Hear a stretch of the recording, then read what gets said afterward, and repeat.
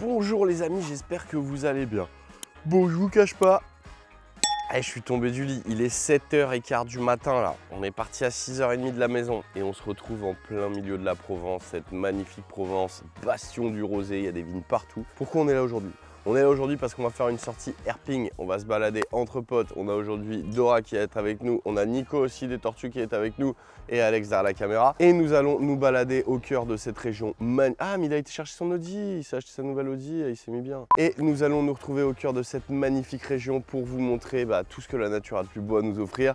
Et je pense que vous allez kiffer. Le fil conducteur, ça va être une rivière qu'on va remonter. On est dans un endroit que Nico connaît très bien. Je suis déjà venu il y a quelques semaines, il m'a fait découvrir, c'était magnifique. On a vu plein d'animaux, des bestioles vraiment très cool.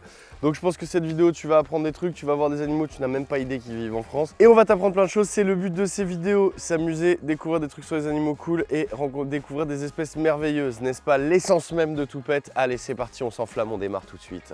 Essence, on s'enflamme, c'est parti.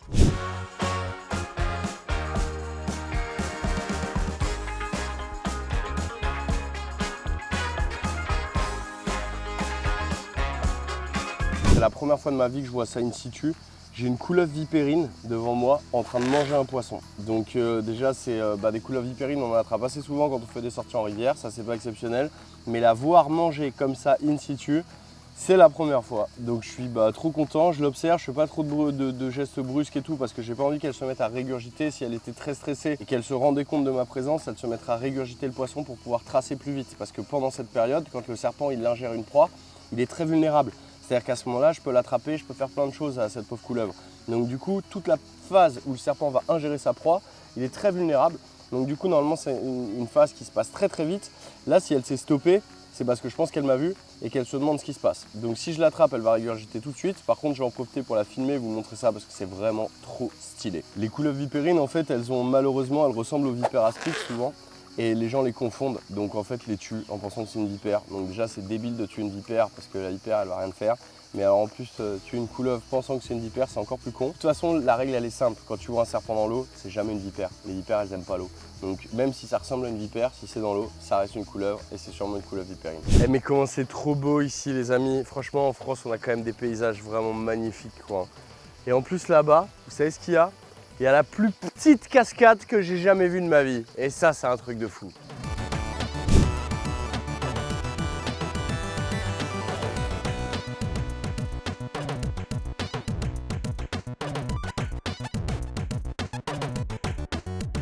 En Provence, la cigale, elle est omniprésente. Vous voyez les bruits là que vous entendez. Et en fait, ce qui est fou chez les cigales, c'est que le cycle de vie fait qu'en fait, la bête va passer 5 ans dans la terre. 5 ans dans la terre. Pour passer un été dehors où elle va chanter. Et là, elle va se reproduire et elle va faire des larves qui vont repasser des années dans la terre. Ça, c'est fou. Ah, c'est fou. Moi, ça me fascine, quoi. Et regardez comme c'est fou, les amis. Cet arbre, l'arbre est totalement vide, en fait. Il n'y a plus de tronc, il est creux total. Et pourtant, il survit, quoi. Incroyable. C'est ouf, non ?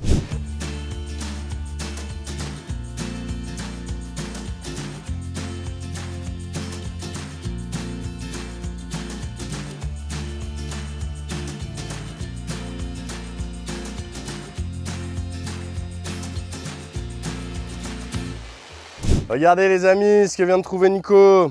Regardez comme elles sont belles. Magnifique. Qu'est-ce que c'est que ça? C'est des Emys orbicularis. C'est ce qu'on est venu chercher. Hein. Franchement, je suis trop content. Je suis trop content parce que c'est beaucoup de gens ne savent pas qu'on a ça en France hein, quand même dans nos rivières, j'ai envie de dire. Hein. C'est quand même une tortue qui est vraiment magnifique. Elle n'a rien à envier à plein d'espèces. Ça me fait penser à Clémis guttata comme ça quand je pense, tu vois, le noir et le jaune. Et en vrai, elle est vraiment magnifique. Emys orbicularis, donc la cistude d'Europe. Nico, quel âge elles ont ces tortues, tu penses? Là, c'est 2 femelles adultes. Vu que la carapace est bien lisse, elles ont au moins 15-20 ans. Quoi? Minimum, ouais. 15-20 ans minimum? Ah oui, facile, mais elles peuvent en avoir peut-être même 40. Hein. Celle-là est vraiment très lisse. Celle-là, elle a un trou. Pourquoi elle a un trou? Ça, c'est des ulcérations. C'est quand elles vivent dans des milieux qui sont un peu sales, l'eau un peu sale, des choses comme ça. Quoi. Voilà. À 15 à 20 ans quand même. Moi, ce qui me fait halluciner, on va en parler un peu plus tard dans la vidéo, c'est qu'en fait, ces tortues, elles ont une période d'activité ultra courte dans l'année, quoi. C'est-à-dire qu'entre le moment où il y a de l'eau et le moment où il y a à manger, mais ça dure 3 mois par an, en fait. Et le reste du temps, ah, il y en a une autre? Ouais, va l'attraper là. Ah, vas-y, va l'attraper, Dora, chope-la. Chope là. Tu l'as eu? Ouais, ta première cistude. Bravo, ta première cistude. Mâle ou femelle? Fais voir le plastron. femelle. Eh mais c'est la teuf des femelles là, c'est la girl power. Donc là vous voyez dans ce petit bassin il y en avait quand même 3 déjà et je pense qu'il y en a encore d'autres donc on va continuer de regarder. Le truc c'est que l'eau elle se réduit comme peau de chagrin. On est venu il y a un mois déjà, il y a un mois il y avait beaucoup plus d'eau, on est venu en repérage voir s'il y avait de quoi vous faire une petite vidéo. Et il y avait beaucoup plus d'eau mais là déjà j'avoue c'est plus facile de les trouver. Vous voyez en 2 secondes on a déjà trouvé 3, elles sont vraiment magnifiques. C'est le triple burger. Le triple burger. Elles sont vraiment canons. Hein. Trop belles. On va les relâcher tranquille. On va faire des petits plans de coupe. On va les relâcher tranquille. Bravo, première cistude.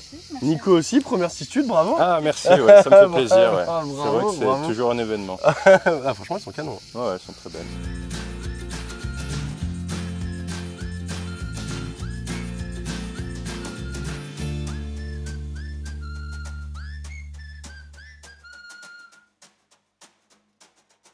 Donc là, c'est une cistude d'Europe.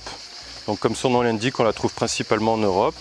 Celle-ci, c'est la cistude varoise, Emys orbicularis gallo-italica. Donc on la trouve dans le Var, on la trouve aussi au nord de l'Italie. Mais les cistudes en général, on les trouve dans la plupart des pays d'Europe, en Espagne, donc en Italie, en Suisse, même en Allemagne. Et il y a quelques milliers d'années, on en trouvait jusqu'au Danemark et même en Suède. Ouais, c'est une très belle tortue. On voit les yeux. Le dimorphisme sexuel, donc c'est la différence entre les mâles et les femelles. On la voit au niveau du plastron, on trouvera sûrement des mâles tout à l'heure, mais les femelles ont un plastron très plat et une queue assez courte.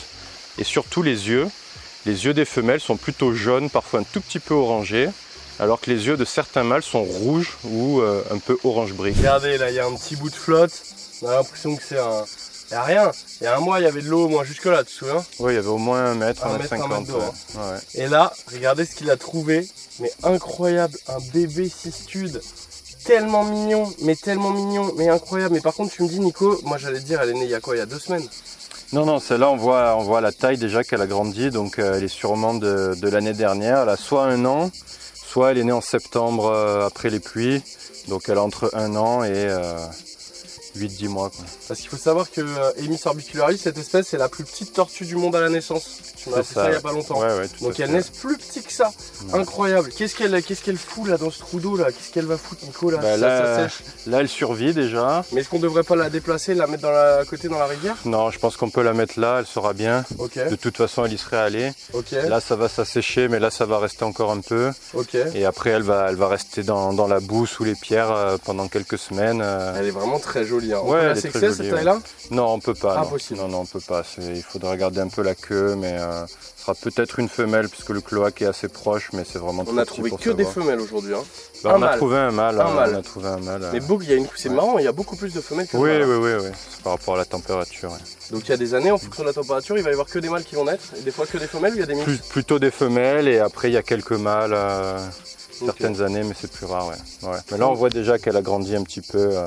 Qu'elle a des stries de croissance, donc là elle mange des insectes aquatiques dans ce qu'elle trouve là-dedans. Voilà, des petits insectes, de la vase, des têtards. Trop mignon.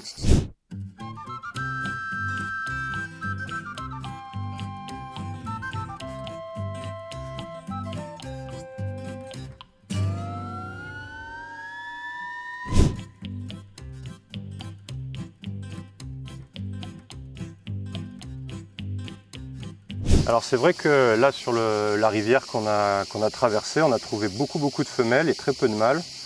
Et d'ailleurs c'est pas une mauvaise chose parce que les mâles sont très territoriaux et ils se battent entre eux très souvent, ils peuvent se mordre, ils peuvent s'attaquer, ils peuvent même, si la rivière est petite ou la flaque dans laquelle ils se trouvent est petite, ils peuvent même s'entretuer parfois s'il y a une différence de taille. Donc là ce spécimen c'est un mâle, donc les mâles cistudes sont souvent plus petits que les femelles. Le plastron est légèrement creux. Les griffes aux pattes avant sont plus développées que chez les femelles pour s'agripper pendant l'accouplement. Donc là on le voit un petit peu que les griffes sont bien recourbées. Et surtout la queue qui est plus massive, plus large à la base, plus longue. La carapace est plus plate chez les mâles et plus évasée à l'arrière, surtout sur la sous-espèce du Var. Donc là on voit les jolis coloris de la carapace, les mouchetures jaunes. Là encore une fois c'est un vieux spécimen, il n'y a aucune strie de croissance qui apparaît, elles ont toutes disparu avec l'âge. Donc là cette tortue elle peut avoir facilement 20 ou 30 ans, voire plus. Alors hors de l'eau elles peuvent rester longtemps, c'est pas parce que ce sont des tortues d'eau qu'elles doivent nécessairement rester dans l'eau tout le temps. Ici dans le Var, les rivières s'assèchent en été en partie. Et quand la rivière où vit la tortue est complètement asséchée, les cistudes vont aller sur les berges et s'enterrer au pied des arbustes, sous les herbes sèches. Et elles peuvent rester là jusqu'à ce que les prochaines pluies arrivent. Donc parfois, elles peuvent rester 2 ou 3 mois d'affilée, enterrées au même endroit, sans manger, sans bouger. Et dès qu'il va pleuvoir, que l'eau va remonter, elles vont sortir et retourner dans l'eau. Il est 11h15, il fait à peu près plus de 30 degrés là déjà, hein, 32 je dirais. Et c'était parti pour une petite balade pour aller rencontrer les animaux du Var. Ça se transforme en Koh-Lanta là, ça se transforme en Koh-Lanta. Je me souviens, c'est exactement ici. C'est ici exactement qu'il y a un mois, on a trouvé la première tortue d'Hermann. Donc si on n'en trouve pas d'autres, je vous mets les images de celle-là. On va quand même essayer de vous en trouver une. C'était ici, c'était Antoine, mon pote, qui l'avait trouvé. Mais quel BG, ça y est, t'as trouvé la première Hermann. Magnifique, magnifique. Nico, vas-y, dis-nous en plus sur cette sous-espèce, elle est magnifique. C'est une très très belle tortue d'Hermann, c'est un mâle Testudo hermanni. Comment t'as vu que c'était un mâle? Alors tu le vois au plastron, donc okay. Il est un petit peu creux, le plastron c'est le ventre de la tortue. Bien sûr. Et la queue qui est quand même assez longue chez les mâles, alors que chez les femelles elle est plus courte. Ce qu'on appelle l'encoche anale, c'est les écailles qui sont juste avant la queue, qui sont très écartées. Et l'écaille qu'on appelle supracaudale, qui est très arrondie chez les mâles, très bombée, quoi. Magnifique, franchement c'est un très beau spécimen, non? Ouais, il est très joli. Franchement il est très beau, quel âge il a? Oh là on voit au stri, il a au moins 12-15 ans. Ah ouais, 12-15 ans, 12-15 ans. Ok les amis, comme dirait Fianso, retour à la case départ. Nous revoilà sur l'endroit, dans lequel... qu'est-ce qui m'arrive? Nous revoilà à l'endroit où tout a commencé ce matin. Il est maintenant midi 10, il fait plus de 36-37 degrés. Il fait très très chaud. On a trouvé pas mal de tortues aquatiques, c'était trop cool. Du serpent, de la couleuvre vipérine. Mais, il y a un gros manque, une absente. La tortue d'Hermann, on est quand même venu la chercher. Donc on dit pas notre dernier mot, sauf que là il est beaucoup trop tard pour pouvoir les trouver. Parce que Nico, à juste titre, viens là mon Nico, à juste titre me disait qu'il fait déjà beaucoup trop chaud, beaucoup trop sec. Donc on va repartir dans quelques jours, un matin tôt, pour vous débusquer des tortues d'Hermann et vous les montrer dans la nature. Donc la vidéo continue. Pour aujourd'hui, nous on va aller se reposer parce qu'on est bien fatigué. Mais pour vous, ça continue tout de suite à la recherche de la tortue emblématique de la plaine des morts, la tortue d'Hermann.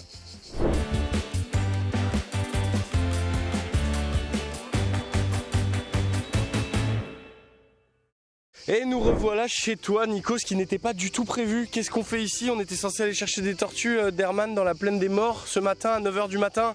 Mais ce fut un fail total. C'est ça, on y est allé, on a cherché et on n'a rien trouvé. On n'a rien trouvé, zéro. On a trouvé de la sécheresse, de la chaleur et de la canicule, ça c'est sûr. Ouais, en plein mois de juillet, chercher les tortues d'Hermann, c'était pas la meilleure idée.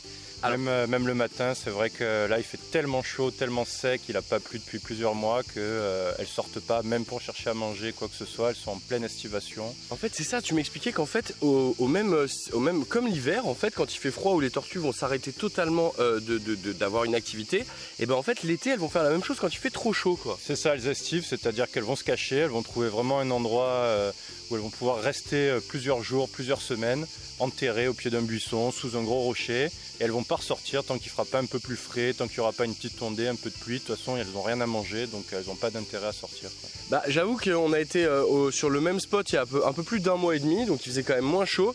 Notre pote Antoine, il a trouvé la première. Je me souviens, t'étais dégoûté. C'est Antoine qui a trouvé la première. Et donc c'était un mâle qu'on avait trouvé qui était en train de se balader. Mais c'est vrai que je pensais sincèrement que ce matin c'était gagné. Rendez-vous tôt, il faisait pas non plus une chaleur de fou, mais en fait si, il faisait déjà 30 degrés ce matin à 9h. Et ça suffit à, en fait les tortues elles ne sortent pas, quoi. Du coup on avait quand même envie de vous en montrer les tortues d'Hermann, donc on est venu ici parce que toi ça fait longtemps que t'en élèves. Oui, moi j'en ai quelques-unes que je garde à titre personnel pour mon plaisir, des spécimens que j'ai depuis des années.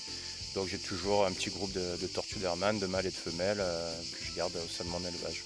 C'est la souche varoise, c'est quoi? Parce qu'il y a plusieurs souches dans les tortues d'Hermann, elles viennent un peu partout dans le sud de l'Europe. Oui, c'est ça. Alors il y a beaucoup de souches différentes. Déjà il y a 2 sous-espèces, donc il y a la Hermanni et l'Hermanni bodgeri. Okay. La bodgeri est plus grosse. Elle résiste mieux au froid et à l'humidité et elle vit dans les pays d'Europe de l'Est. D'accord, donc elle serait plus meilleure candidate si on l'avait en captivité. Bon, les tortues d'Hermann c'est toujours dans des enclos extérieurs, mais les bodgeri on pourrait les élever un peu partout en France parce qu'elles supporteraient des températures plus basses que les Hermanni. Oui, c'est ça, à part vraiment les régions d'altitude, sinon dans la moitié nord de la France elle peut rester en extérieur toute l'année, il n'y a pas de problème. Les Hermanni c'est plutôt la moitié sud, même si elle est quand même assez résistante aussi. En ce qui concerne les souches, en France déjà on a la souche varoise et la souche corse, c'est deux souches différentes. C'est la plus belle la varoise, faut le dire. En vrai, franchement, elle est magnifique. Moi, je trouve que la varoise c'est la plus belle. Après, c'est vrai qu'il y a des très belles souches en Italie et même au niveau de l'Italie elle-même, il y a plusieurs souches. Il y a la souche de Sicile, il y a la souche de Toscane, il y a plein d'autres souches différentes. Il y en a en Espagne aussi. Voilà, c'est les trois pays, c'est Italie, Espagne, France où on a la Hermanie. Les tortues que tu as aujourd'hui ici, qu'on a filmées pour illustrer cette séquence, c'est des tortues qui viennent de la nature ou c'est des tortues, elles viennent d'où? C'est des tortues qui sont bien sûr nées en captivité, de 3e génération, qui sont pucées, enregistrées à l'IFAP, le fichier national, et qui ont leur CIC, le certificat intracommunautaire. Donc c'est un peu la carte d'identité des tortues, ce qui est obligatoire en France pour détenir des tortues d'Hermann légalement. C'est ça, c'est que vous ne pouvez pas, si jamais vous vous baladez dans le Var ou dans une région où vous croisez une tortue de terre, vous n'avez absolument pas le droit de la toucher, de la déplacer, vous pouvez la filmer, vous pouvez la toucher avec les yeux, mais c'est tout. Donc dans cette vidéo, en fait, vous nous avez vu manipuler un peu d'animaux. On est sorti un petit peu des clous parce qu'on a envie de faire une vidéo à titre un peu pédagogique. Donc on s'est permis de manipuler un peu les couleuvres, les tortues aquatiques et tout. Mais sachez que la loi exige que normalement on ne touche pas, on ne déplace pas la faune française. Donc c'est important de le dire. Évidemment que la tortue, si tu la trouves, tu ne la ramènes pas chez toi, tu ne la mets pas dans ton jardin.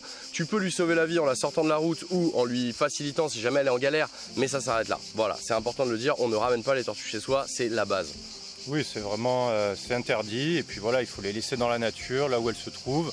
Après, c'est vrai que parfois on retrouve des tortues qui se sont échappées, qui ont été lâchées, et là ça devient plus compliqué, il faut contacter des refuges ou éventuellement des capacitaires, mais c'est vrai que tant qu'on peut, on les laisse tranquilles dans la nature, on les touche pas, et si vraiment voilà, il y a un souci, on essaye de les aider, quoi. Complètement. Et ben Nico, je te remercie beaucoup, c'était cool de finir ici et de voir un peu de tortue d'Hermann quand même pour cette vidéo sur les animaux du Var.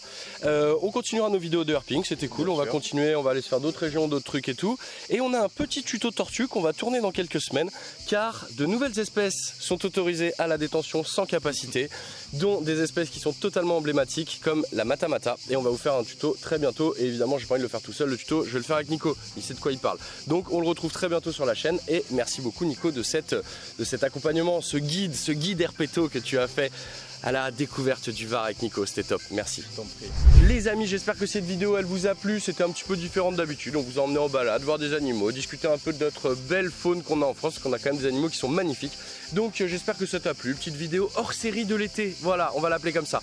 On se retrouve dès dimanche prochain pour une nouvelle vidéo, plein de petites vidéos pendant l'été, il y aura une petite pause, il y aura une pause, 2 semaines de pause, c'est sûr. Et à un moment, faut qu'on s'arrête 2 secondes, tu vois, mais on vous a quand même fait du contenu pour l'été, voilà. Donc il y a du contenu, mais il y a 2 semaines de pause, il y a les deux quoi. Allez, à la semaine prochaine, cette semaine ce sera un bisou bille.